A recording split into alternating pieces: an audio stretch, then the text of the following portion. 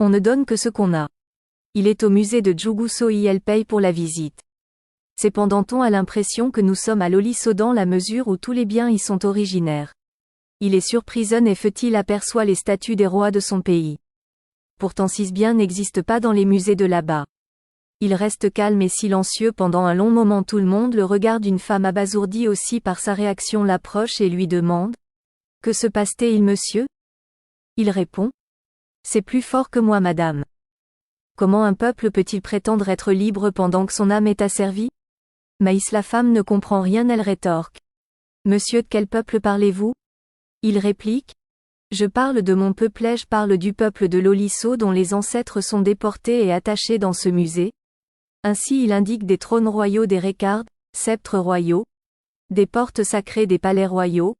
Bien qu'elle soit une Djetiguifaga, elle commence à couler les larmes et dit « Monsieur, je vous comprends maintenant. Un peuple privé de sa culture, c'est le priver de son identité, c'est lui arracher ses racines. » Il continue sa visite et elle est guidée par un Djetiguifaga qui lui explique l'histoire des biens qu'il visite.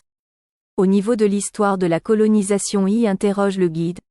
Monsieur, mais pourquoi me parlez-vous seulement des bienfaits de cette pratique qui a détruit mon peuple? Le guide répond. C'est parce qu'on nous interdit de dire le contraire.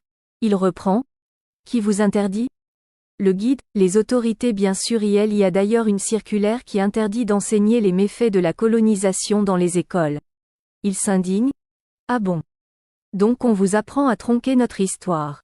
Vraiment mon peuple a beaucoup à faire car nul ne peut écrire notre histoire à notre place. EAK time égale 0. 4S, plus grand que s'il vous plaît monsieur, pouvez-vous m'en dire au-delà de ce qu'on vous enseigne à l'école? Le guide. Non, je ne fais que vous dire ce qu'on m'a dit. Il débute à relater l'histoire de ses biens selon ce que les dignitaires et les griots de Lolisso lui ont dit. Le guide est abattu par la clarté, l'argumentation et l'illustration de l'histoire. Les autres visiteurs qui l'entendent à côté, sont convaincus de sa connaissance de l'histoire des biens. Par conséquent, ils le rejoignent pour mieux comprendre les faits.